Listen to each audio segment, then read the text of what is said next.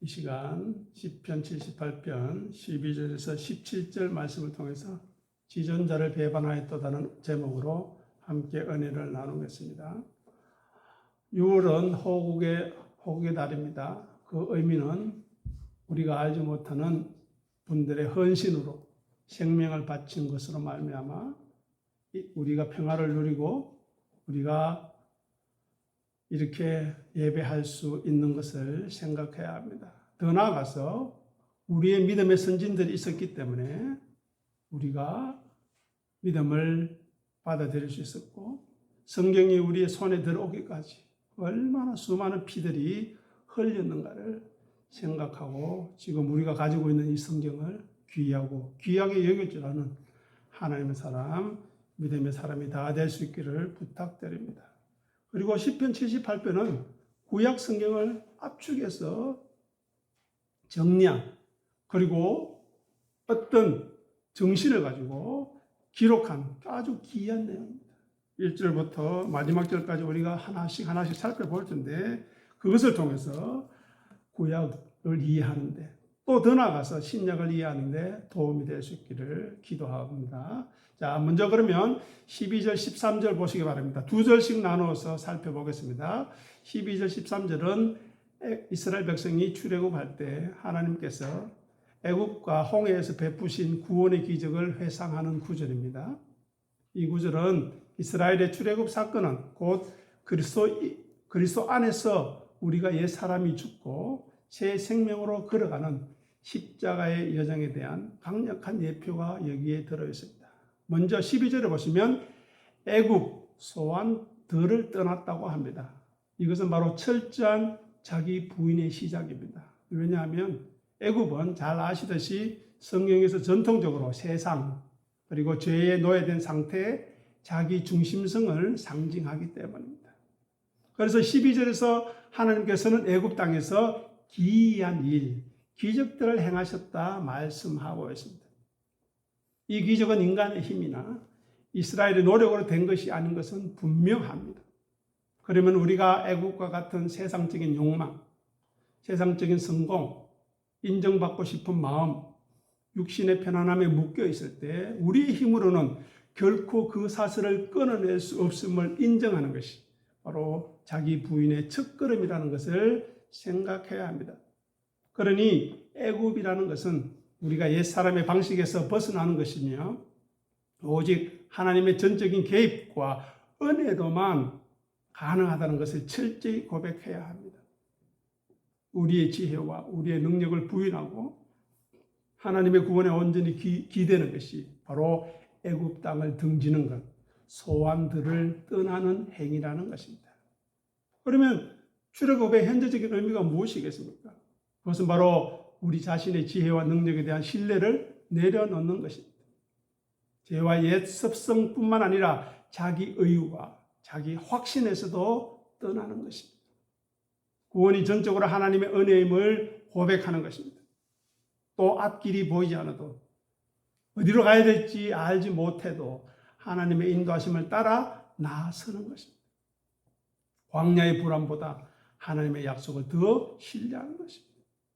이런 의미에서 애굽은 단순히 세상만이 아니라 하나님 없이도 살 수 있다고 생각하는 옛사람의 방식을 상징한다고 볼 수 있습니다. 그러니 애굽을 등지고 떠난다는 것은 자기의 모든 존재 근거를 내려놓고 하나님께 전적으로 의지하는 믿음의 결단이라고 해석할 수 있습니다. 이것은 이례적인 사건이라기보다도 성도들의 삶 속에서 지속되어야 하고 그리고 계속 반복되는 영적인 출애굽의 과정이어야 한다는 것입니다. 왜냐하면 악한 것들이 우리를 자꾸 올가매고 우리를 자꾸 세상으로 애굽으로 끌어들이려고 하고 있기 때문입니다. 다음에 13절 전반부에 보시면 바다를 가르신다 말씀하고 있습니다. 이것은 십자가의 죽음과 세례를 의미합니다. 13절에서 하나님께서는 바다를 갈라 물을 무더기같이 서게 하신다 말씀했습니다. 사도 바울은 고린도전서 10장 1절과 2절에서 이 홍해 도화 사건을 가리켜서 세례라고 해석했습니다. 자, 고린도전서 1장 10절에서 11절 주보를 통해서 우리 같이 읽어보겠습니다. 형제들아, 나는 너희가 알지 못하기를 원하지 아니하노니 우리 조상들이 다 구름 아래 있고 바다 가운데로 지나며 모세에게 속하여 다 구름과 바다에서 세례를 받고. 아멘. 세례가 무엇입니까? 세례는 물속에 빠져서 우리의 옛사람이 완전히 죽는 것을 의미합니다. 그래서 우리가 모두 입교하기 전에 세례를 받게 되는 것입니다. 그래서 홍해 앞에서의 이스라엘은 앞에는 바다, 뒤에는 애국 군대라는 죽음의 위기 앞에 섰던 것을 우리는 잘 압니다. 이런 상황 속에서 자기 십자가를 지는 것은 곧 자기 뜻, 자기 자신에 대해서 죽음의 선고를 내리는 것과 같습니다. 그러니 갈라진 바다는 단순한 피난처가 아니라 옛사람, 애굽에서 노예된 자기가 장사되는 거대한 무덤, 곧 십자가를 말하는 것입니다. 그래서 하나님께서 바다를 가르신 것은 우리가 옛사람에 대해서 죽고 그리스도 안에서 거듭나는 십자가의 길을 열어주셨음을 말하는 것입니다. 그러면 13절 후반부에 보십시오. 뭐라고 이야기합니까? 갈라진 바다 사이를 걸어간다. 즉 자기 십자가를 지는 삶을 살았다고 말하는 것입니다. 물벽이 양옆에 세워서 마른 땅으로 지나가는 일, 이거는 대단한 믿음을 요구합니다. 한번 생각해 보십시오. 언제 물이 무너져 내려서 자기를 덮칠지 모르는 그 두려움 속에서도 그들은 하나님만 바라보며 걸어가야 했던 것입니다. 이렇게 갈라진 홍해 사이를 걷는 이스라엘 백성의 모습이 바로 오늘날 자기 십자가를 지고 좁은 길을 걷는 성도의 모습이라는 것입니다. 그렇게 양옆에 서 있는 거대한 물벽 사이를 걷는 것은 오직 우리를 지키시는 분이 하나님뿐임을 철저히 인정하고 의지하는 생명을 건 발걸음이라는 것입니다. 그러니 이제는 우리는 육신의 본성이 이끄는 길로 가지 않고 좌우로 치우침 없는 말씀의 길, 진리의 길, 순종의 길, 즉 여기서 말하는 마른 땅, 그것만을 밟고 걷겠다는 결단이 있어야 한다는 것입니다. 과거로, 애굽으로 돌아가려는 유혹과 두려움, 우리의 본성을 매일, 날마다, 순간마다 부인하고 오늘 우리에게 주어지는 순종의 걸음, 자기 십자가를 묵묵히 내디뎌서 구원의 완성, 약속의 땅으로 향해 나아가는 것입니다. 그래서 우리가 읽은 시편 78편 12절과 13절은 단순히 이스라엘의 역사적 승리에 대한 기록이 아닙니다. 십자가의 관점에서 볼 때 이 사건은 애굽에서 옛사람과 세상에서 우리를 끊어내시기 위한 하나님의 놀라운 역사입니다. 홍해를 통과하여 십자가를 통과하여 우리의 옛사람을 장사 지내는 세례의 과정인 것입니다. 우리가 자기를 부인한다는 것은 우리를 애굽에서 이끌어내신 분이 오직 하나님이심을, 주님이심을 고백하는 것이며, 자기 십자가를 진다는 것은 양옆으로 물벽이 쏟아질 것 같은 두렵고 막막한 세상 가운데서도 매일매일 하나님만을 의지하여 옛사람을 수장시키며 구원의 마른 땅, 그 위를 한 걸음씩 걸어가는 생생하고도 치열한 믿음의 삶을 의미하는 것입니다. 다음 14절과 15절을 보시기 바랍니다. 이 구절은 홍해를 걷는 이스라엘 백성들이 본격적으로 광야 생활을 하는 동안 하나님이 그들을 인도하시고 생명을 공급하셨는지 설명하고 있습니다. 이전 구절 12절과 13절이 세상을 떠나서 애굽을 떠나서 옛사람이 죽는 구원의 시작, 세례를 예표했다면 14절과 15절은 이후에 약속의 땅에 이르기까지 광야 같은 세상을 걷는 성도들의 여정을 보여주는 것입니다. 14절 첫 번째 무엇이 나옵니까?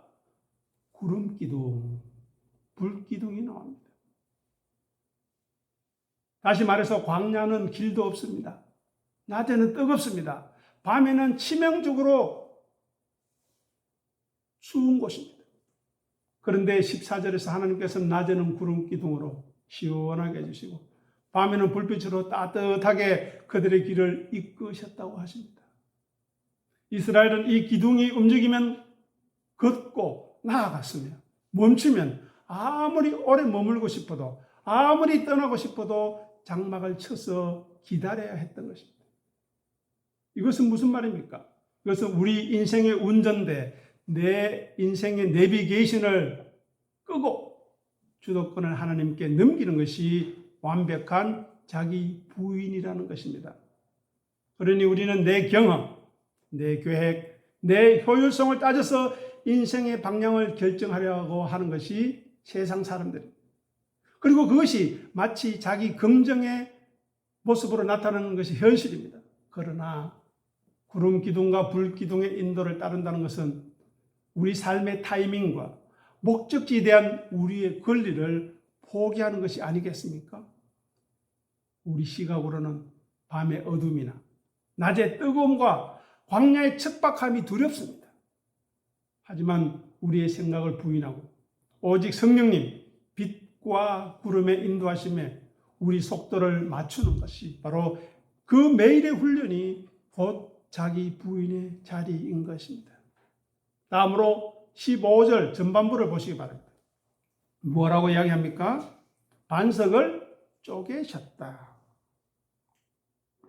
15절에서 하나님은 메마른 광야에서 반석을 쪼개셔서 물을 내셨다고 합니다. 사도 바울은 고린도전서 10장 4절에서 그 반석은 곧 그리스도시라고 명확하게 선언합니다. 우리 광고 안으로 가셔서 고린도전서 10장 4절 같이 읽어보겠습니다. 다 같은 신령한 음료를 마셨으며 이는 그들을 따르는 신령한 반석으로부터 마셨음에 그 반석은 곧 그리스도시라. 아멘. 광야에서 단단한 반석이 끼어지고 쪼개어지는 이 사건은 예수 그리스도께서 십자가에서 살이 찢기시고 피를 흘리신 대속의 죽음을 상징하는 것입니다. 동시에 그것은 우리의 십자가이기도 합니다. 생각해 보십시오. 물 한 방울 나올 것 같지 않는 견고한 돌덩이 같은 우리 자아, 우리 고집, 우리 교만, 우리 자기의 의가 성령님의 방망이, 채찍, 말씀과 십자가의 고난에 의해서 산산이 쪼개져야 함을 말하는 것입니다. 왜냐? 우리가 자기 십자가를 진다는 것은 우리 자신이 철저히 깨어지고 낮아져서 우리 안에 굳은 옛사람은 죽고 쪼개어지고 그 갈라진 틈으로 비로소 예수 그리스도의 생명이 흘러나오게 하는 과정이라는 것입니다. 그러니 우리가 자기 부인이 하지 않고 자기 십자가를 지지 않고 우리가 쪼개어지고 깨어져 부서지지 않으면 진리가 생명이 흘러나올 수 없다는 것입니다. 다음으로 15절 후반부를 보시기 바랍니다. 거기 보면 깊고 흡족한 물을 마시게 하셨다 말합니다. 이것은 십자가의 뒤에 오는 생명의 은혜가 얼마나 풍성하고 놀라운 것인지를 설명하고 있습니다. 놀랍게도 바위가 쪼개진 후에 그것에서 찔끔찔끔 물이 나오는 것이 아닙니다.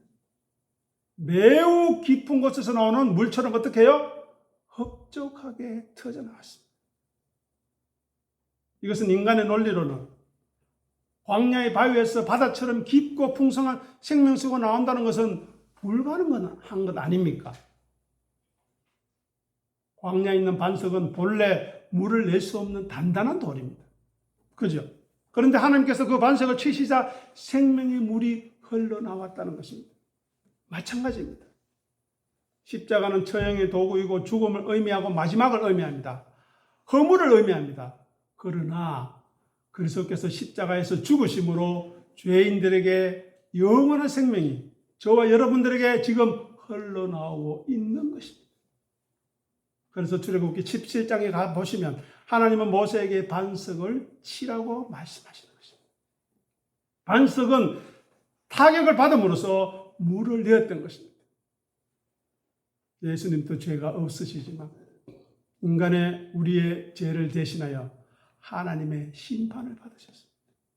죄 없으신 분이 하나님의 아들이 십자가에서 그 조롱과 수치와 저주의 죽음을 당하실 이유가 없지 않습니까?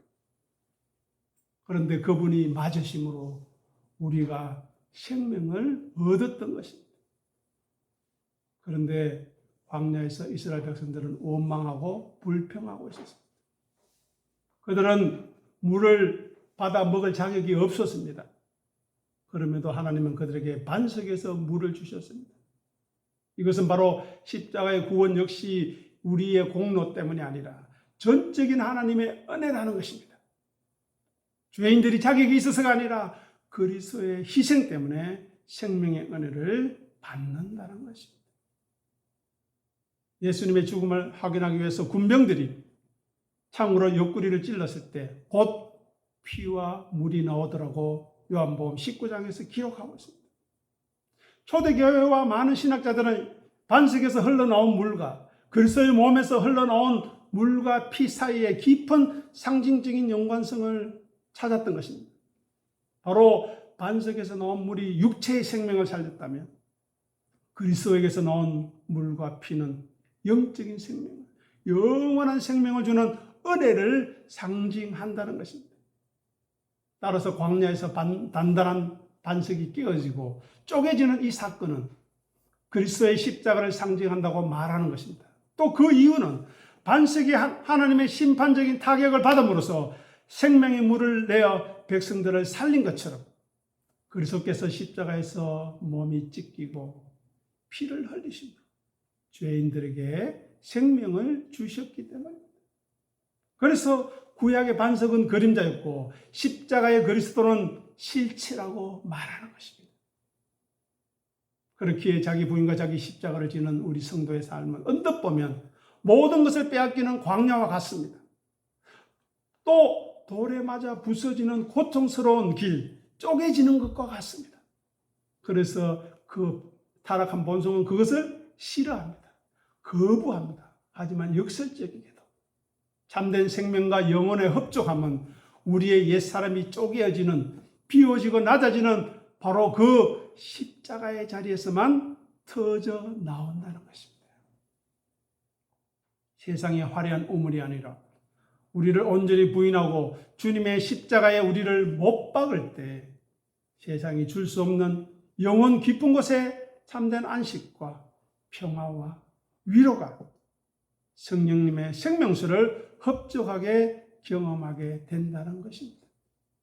그래서 우리가 읽은 시편 78편 14절과 15절은 성도가 걷는 제자의 길을 극명하게 보여줍니다. 우리가 자기를 부인하는 것은 내가 내 삶을 개척하겠다, 내가 내 삶을 책임지겠다 하는 욕망과 고집을 내려놓고 낮과 밤으로 오직 구름과 불기둥, 하나님의 말씀과 성령님께 우리의 발걸음을 내어 맡기는 것입니다. 그리고 자기 십자가를 진다는 것은 십자가 위에서 깨어진 그리스도를 의지하고 바라보는 동시에 그분을 따라 바위같이 단단하고 교만한 우리의 옛사람을 부수어서 쪼개어서 거기서 죽은 나와 같은 육신 속에서 영원한 생명의 은혜가 터져나오는 그렇게 하는 놀라운 생명의 신비에 동참하는 것입니다.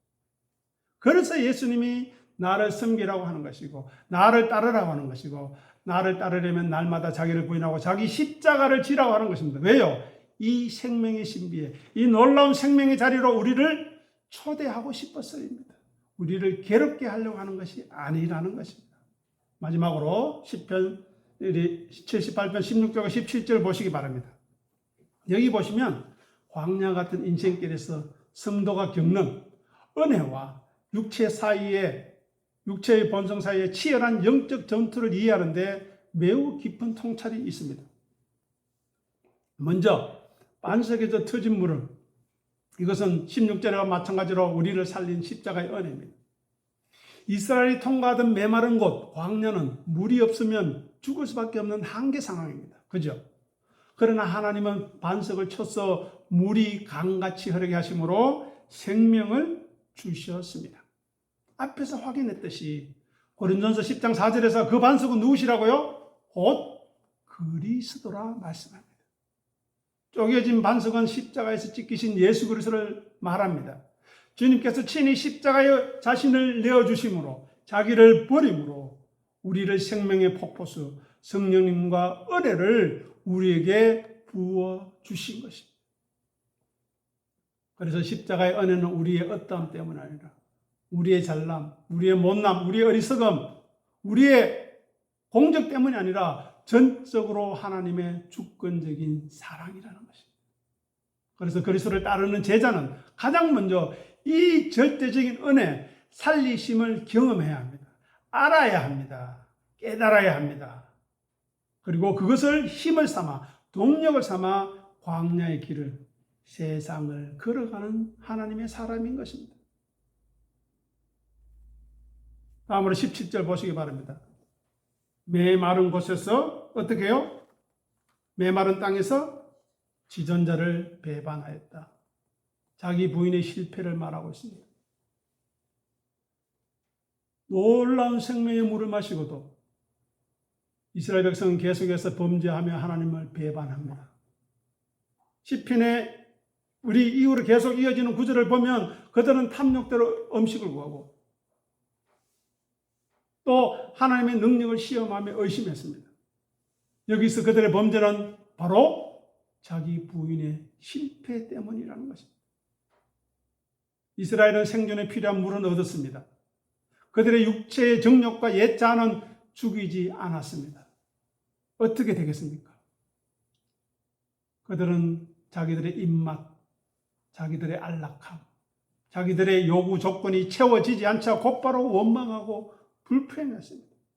그리고 원망하고 불평한 이유에 대해서 지난 수요일에 살펴보았으니 동영상을 참고하시면 좋겠습니다.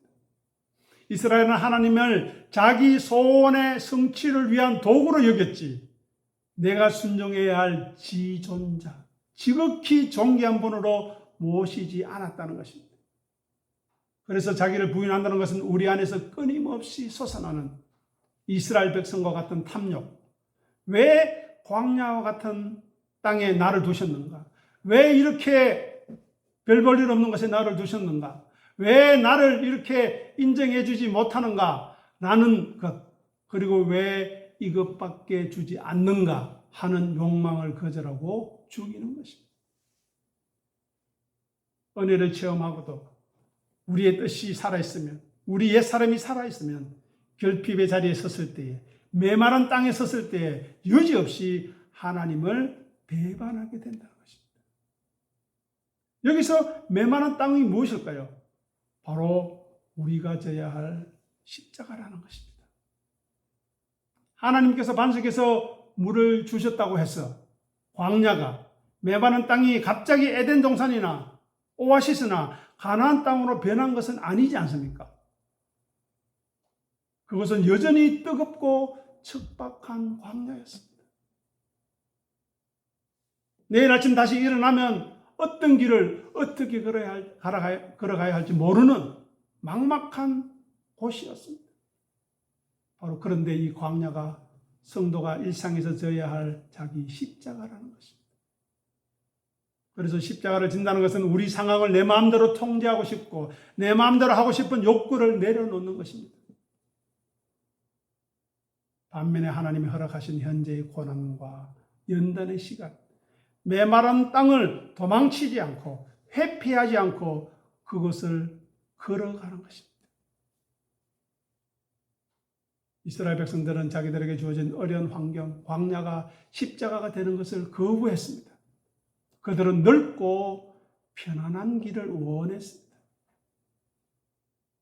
오늘날 우리도 은혜는 원하면서 16절에 있는 생수는 원하면서 고난의 십자가 17절의 메마른 땅은 회피하려 하고 있지 않는가 생각해야 합니다.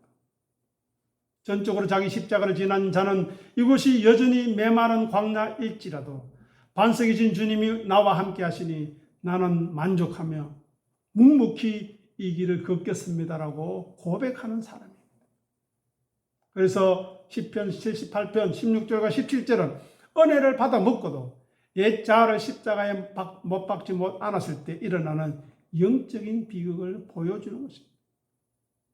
이것을 자기 부인과 자기 십자가의 관점에서 재구성하면 다음에 영적인 원리를 생각할 수 있습니다. 자, 16절 보시기 바랍니다. 주님은 나를 살리기 위해 십자가에서 반석처럼 쪼개져서 생수 은혜를 주셨습니다. 그러나 나는 이 은혜를 값싼 은혜로 만들고 내 자아의 욕구를 충족시키는데 쓰려고 했습니다. 하나님이 내 마음대로 움직여 주시지 않는 메마른 곳에서 불평하고 배반했던 나의 옛사람을 철저히 부인하게 하옵소서. 이제는 주님이 주신 생수를 힘입어서 도망치고 싶었던, 회피하고 싶었던, 외면하고 싶었던 나의 메마른 광야를 자기 십자가로 기꺼이 지고 예수님의 뒤를 따르게 하옵소서. 이 고백이 우리에게 있어야 하겠습니다.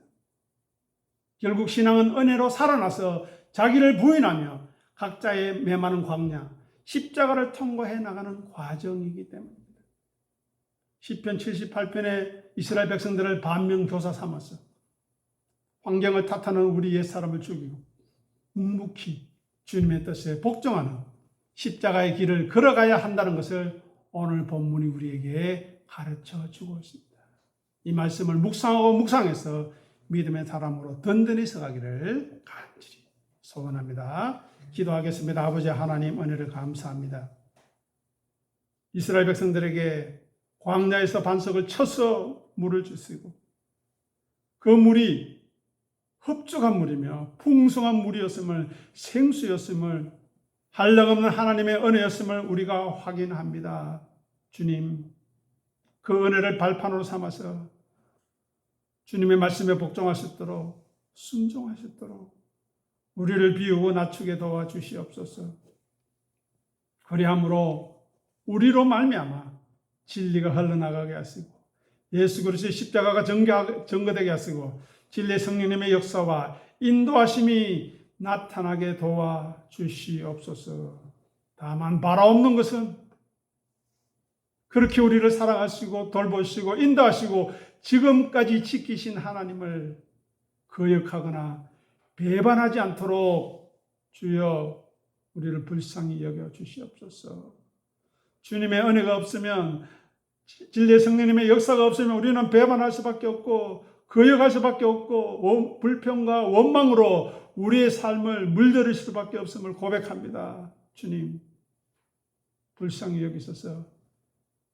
주의 말씀으로 새롭게 하여 주시고 진리로 새롭게 하여 주시옵소서. 그리하여 이곳에 하나님의 믿음의 사람이, 하나님의 사람이 있었음을 고백하게 도와주시옵소서. 감사하며 우리 주님 예수 이름으로 간절히 기도드립니다. 아멘.